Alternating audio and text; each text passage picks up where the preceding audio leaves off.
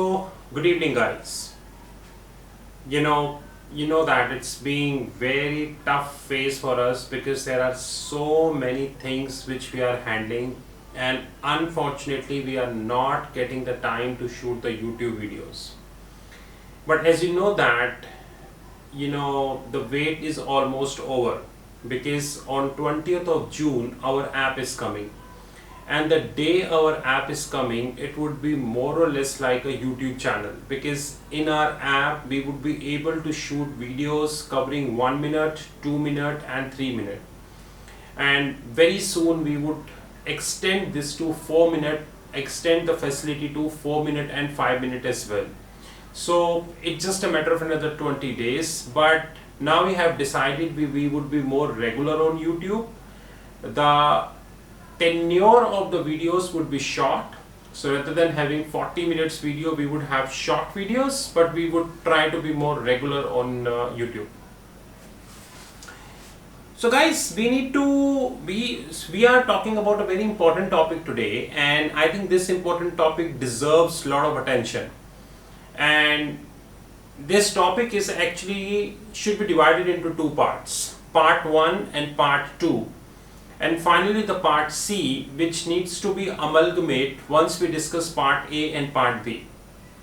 We all know that Reliance is a leading player in India, and the way Mr. Ambani runs the business is always hats off. He always thinks 20 years in advance. He always thinks that what is going to get happen. That is always an awesome approach, and hats off. I have hardly seen any businessman in the current league of our existing businessman who think that regards. The way he launched Jio, and he took the Jio to a level that international players are coming and buying a stake in the Jio, is absolutely hats off. And the way his vision to have Reliance net zero debt company by March 2021 is again a hats off approach. Only the time will tell whether he would be able to make zero debt or not. That is having, at least to me, is having some interpretation issue, but all his approaches are fantastic. When we talk about Reliance, we need to understand one thing very clearly, that Reliance into a business of capex. Either it is a petroleum business or it is a telecom business. Reliance has not yet quitted the petroleum business. That is also a reality. But the fact of the matter is that Reliance sold off some stake to Saudi, or there are some talks which are going on, and in their refining business they sold to British Petroleum. But officially they not yet quitted the petrochemical business, and I think they will not, because that is the key and the backbone of the Reliance, that we understand very well. While one good thing Mr. Ambani always doing is continuing to add up, which in the parlance of FMCG and especially pizza is known as top up. He continued to top up his business, and now he is doing the top up in Jio. While the whole globe is talking about recession, job cuts, low sales, plant closures, government help, Mr. Ambani, I think, seems to be an exception, whereby he is collating money, and that's again a hats off approach. Before we take this further, we should halt here, and we should move 7 to 8 years before. You would be thinking why we are going 7 to 8 years before when there was no Jio. In fact, Reliance was not having any vision to have Jio. So 7 to 8 years ago, what used to happen, that high net worth individuals and some selected sovereign wealth fund and pension fund, they used to give money to a specialized person who is known as venture capitalist or private equity.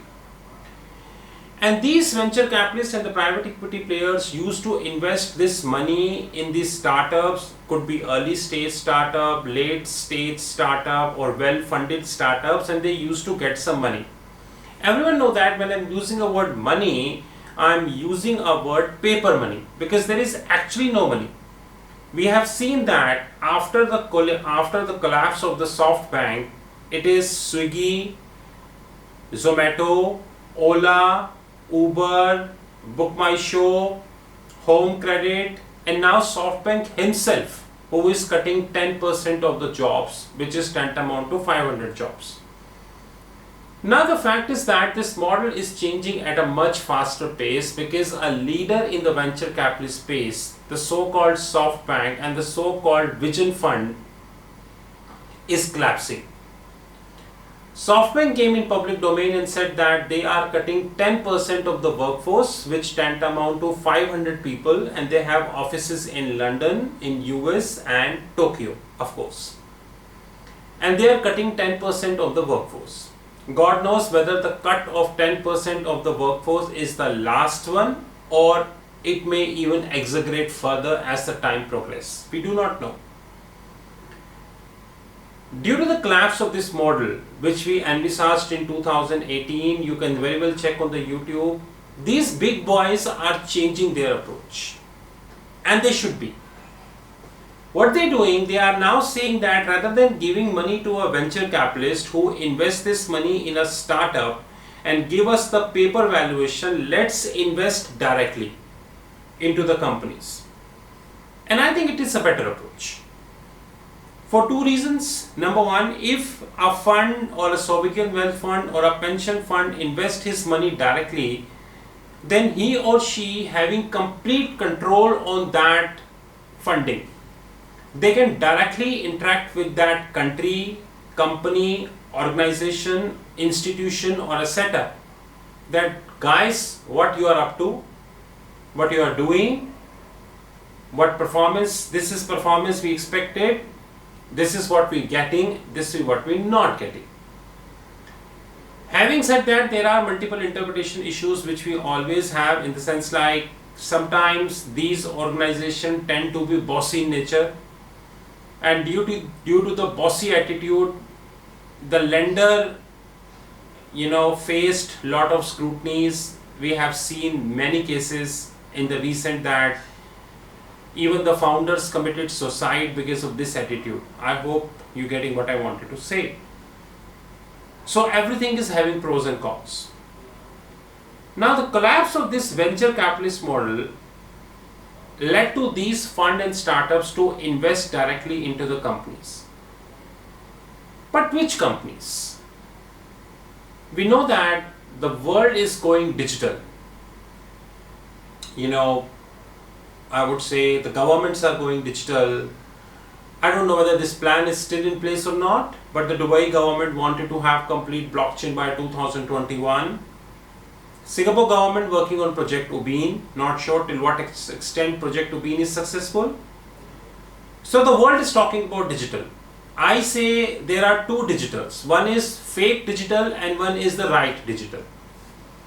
What is fake digital is 90% or maybe 95% of the people are chasing something which almost lost its value. It's just like digital banking. I still remember that before coronavirus, the newspapers were full of digital banking. People were talking about digital banking. I have seen so many discussions about digital banking on the social media because we ourselves applied for digital banking license in Singapore. But after coronavirus, I have hardly seen people talking about digital banking. And in fact, whatever digital bank who are either in the beta mode or the test mode or in the development mode, they themselves are not doing the marketing of that. If you open Google and check about the digital banking news, you will really get any news compared to what you used to get before Chinese coronavirus. And guys, Chinese coronavirus is not a long story. It is just 2 to 3 months old story. Now the scene is that in this whole setup, there is a platform which is coming, which is known as the Jio platform. And Mr. Ambani did very rightful stuff that he collaborated with Facebook in that regards, because Facebook capabilities in digital is, I think, awesome. We know that when Facebook bought WhatsApp and they paid heavily to that, and in fact at that point of time Facebook was criticized also. Why you paid too much for the WhatsApp? But the day Facebook bought WhatsApp till today, I don't think any day passed without any update on the WhatsApp. They have completely changed the WhatsApp, and now they are integrating the WhatsApp with the e-commerce platform which is known as the WhatsApp business accounts. And that is very good. So Mr. Ambani bet on Facebook is wonderful and awesome. Considering all these startups, I feel that Reliance is moving in a very right direction in digital platform, which gives an investment opportunity to many young or experienced investors. But having said that, everything is subject to pros and cons. Before we further go back to our main topic and collate both, let me have few data for you, because you know that our company is of data. It talks about data. We feel that if we substantiate anything with data, it matters, because data is everything. State-run Life Insurance Corporation, the largest institutional investor in the largest institutional investor in the Mukesh Ambani Group, Reliance Industries Limited, will invest 2,500 to 3,000 crores in the company ongoing right issue. We know that Mr. Ambani is in the process of having a right issue of around 53,000 crores, and LIC coming in public domain, and they are saying that they are looking forward of around 2,500 to 3,000, which means around 5% they wanted to invest. Reliance massive 53,125 crore right issue opened for subscription on 20th May. LIC plans to subscribe to more than 20 million or more shares of RIL in this right issue. The proposal has been discussed internally and sent to LIC board for approval, said one of two persons mentioned above who do not wanted to, who wished to be named in the internal decision, who did not wish to be named. But the question is, the main point is this. Ahead of the right issue, Reliance subsidiary Jio platform has already attracted investments worth $10 billion in just 1 month from a macro investor including Facebook, global private equity players like KKR, Silver Lake, Vista Equity and General Atlantic. These deals in the right issue are aimed to helping Reliance reach its ambitious goal of becoming a zero debt company by March 2021, and the company having debt of 1.53 trillion, which is 1,53,000 crores. Besides this, there are three separate news we have of Reliance. Number one, the Saudi investment fund is in talk with Reliance for investments. According to the public information, they are looking forward to invest $1 billion in Reliance. This is all the public information. Twitter is in talk with Reliance means Jio platforms, is in talk with Reliance regarding investment in Jio, and Twitter looking to invest another $1 billion. While Microsoft, the information is in public domain, they're looking to invest another 2 billion, means the fresh investment of 2 billion in Jio platform, which means if I add Saudi plus Twitter plus Microsoft, the total accounted for $4 billion. $10 billion has already been received. 10 plus 4 equal to 14 they would be receiving. How much percentage they would be giving to this investor, it is completely a call of Mr. Ambani and Reliance Industries Limited, so no point talking about that. But this is part 1. Part 2. Let's summarize this. Sooner or later, Mr. Ambani will head for IPO of Jio. That's also sure. They already gave the hint that they are evaluating overseas IPO also. I think they're looking forward for ADRs, American Depository Receipts, or they are looking forward for GDRs, Global Depository Receipt, or maybe they are looking forward for an American listing. No one knows. Maybe Mr. Ambani will fire one salvo and kill two sparrows. He will go for dual listing, one in India and one in New York, because currently multiple regulators of the globe are allowing the dual listing clauses, and especially after Alibaba. That is also possible. That is quite possible. And if Mr. Ambani will continue to attract that investments in Jio, then I'm damn sure Reliance is heading as 2,000 rupees per share by December. But once again, Before anybody make up the mind and invest, this is our call, and we are not responsible if any loss or gain happen. If any gain happen, everything is yours. If any loss happen, everything is yours. Because Indian market is managed by operators. It is not a demand and supply market anymore. A hell lot of research being published in the public domain about the contraction in the auto sector, but God knows why auto stocks are going up. No one knows.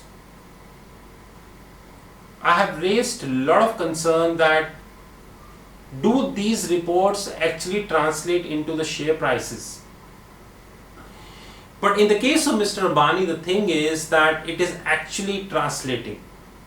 So we see that RIL is heading as 2000 rupees per share by December. Maybe if Mr. Ambani having any queen or king in his pocket which he would like to throw in June and July, no one knew as of now. But probably as far as the complete circumstances are concerned, like LIC is investing in RIL. LIC is the largest domestic institutional investor we have in India. General Atlantic, Vista Equities, Silver Lake, KKR, Facebook, and now Microsoft, Saudi Investment Fund, Twitter, and God knows who is spending. I think Reliance is doing wonderful, and Reliance is heading as 2000 rupees per share by December. But still, it is the market. Anything can happen at any given point of time. Any news can come at any given point of time, which can either accelerate any share price or which can decelerate any share price. God knows, everything is not in the hands of any businessman of the globe. This is our vision on Reliance. Well, you know my number, which is 9899242978. This is our vision. If you are investing, be serious, be cautious, do the complete research. All loss is yours, all gain is yours. Treasury Consulting Group or any of the entities of the Treasury Consulting Group is not responsible for that. And if you want any information about our hedge fund, you are welcome to contact us. I think if Mr. Ambani is doing great job, then we are also happy that our hedge fund launched in this coronavirus, and now our app is coming. And preferably after the app, desktop version of the app would also be launched in this coronavirus period. So let's see how this shapes up. But one thing that's for sure is that 20th of June, the app is on the cards, and Treasury Consulting is completely ready to take on Twitter in a video segment, and maybe more players. Have a good time.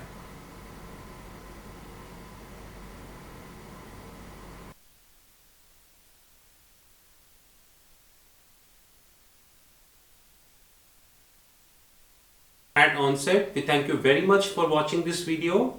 The purpose of the Treasury Consulting Group YouTube channel is to spare a lot of knowledge, and that too practical knowledge in the public domain. We feel that the current education system in majority of the countries of the globe believes in degree, but we believes in knowledge. People often ask what Treasury Consulting does. Treasury Consulting is a Singapore multinational headquartered group wherein we currently have 3 legal entities, which is Singapore, India, and Hong Kong. Eventually, in this year, we are planning a British entity and 2 OBRs, which is Overseas Bank Representative, which one in Germany, one in Greece, tentatively. On knowledge front, we do offer a lot of stuff. We are having our fixed income platform, www.fixedincome.global, wherein around 62 plus live trading desks are there. And by December 2021, which is approximately 2 years from here, in a phased manner, about 100 plus, which is about 38 more will come. So in another 2 years, around 100 plus desks would be live. We do have around 200 plus training courses covering various topics which are available live on our fixed income platform. Currently we offer in 5 parts, which is functional trainings, forensic trainings, regulatory trainings, information technology trainings and technological trainings. More trainings are coming. Apart from that, we do offer MTM desk, which is mark to market of derivative, consultancy, project implementation, treasury management system, almost everything which we are coming, and more product domains are coming. On a knowledge basis, Treasury Consulting hold our Hedge Fund Academy, which is 182nd platform. We hold our Audiobook Academy, which is known as Audiobook. We are coming up with our OTT platform, which is over the top, which we titled as TRFX. And it would be completely different than we have Amazon and Netflix due respect to both companies. Our investment bank, hedge fund, it is also coming. More importantly, we operate 44 plus WhatsApp groups, and where we cover the books, the magazines, the bank research reports, I would say the GST, the corporate finance, the educational videos, the treasury, derivative, financial markets, synthetic derivative and whatnot. All these 44 WhatsApp group are linked with a thread. So if a member of one group wanted to join another group, he can freely join that group. There is no. We do operate almost daily derivative email. You are welcome to join our group, but once again this group is subject to invitation and we will see your profile, we scrutinize your profile. So it is not for all, it is based upon the people, those who hold good profile. But if you have a fire in you and we see that you wanted to learn something different, we will definitely give you an opportunity to join. More importantly, my mobile numbers, which is +91 9899 242 978. My alternate number +91 9818 485 155. Both are in the public domain. They both are on WhatsApp. You are welcome to WhatsApp me at any point of time. Do not forget that we are the only platform when it comes to private placement, and there are so many things we are offering in private placement and many things which we are adding. Overall, Treasury Consulting is currently a Singapore multinational headquarter group, which would soon be London headquartered group, and Singapore would be Southeast Asia headquarter for Treasury Consulting. Our fixed income platform www.fixedincome.global cover a lot of information. We once again thank you very much for watching our videos, and we assure you that our both YouTube channels, which is Foreign Exchange Maverick Thinkers and which is Treasury X, and our TikTok channel would continue to grow. We are expecting around 6,000 plus videos only in 2020 and around 5,000 plus videos next year onwards on YouTube. And God willing, by 2020 December, we would be crossing hell lot of videos. Have a great time, and we once again thank you very much. And our ambition of becoming or serving you or giving you a knowledge which books even do not give would continue. Have a great time.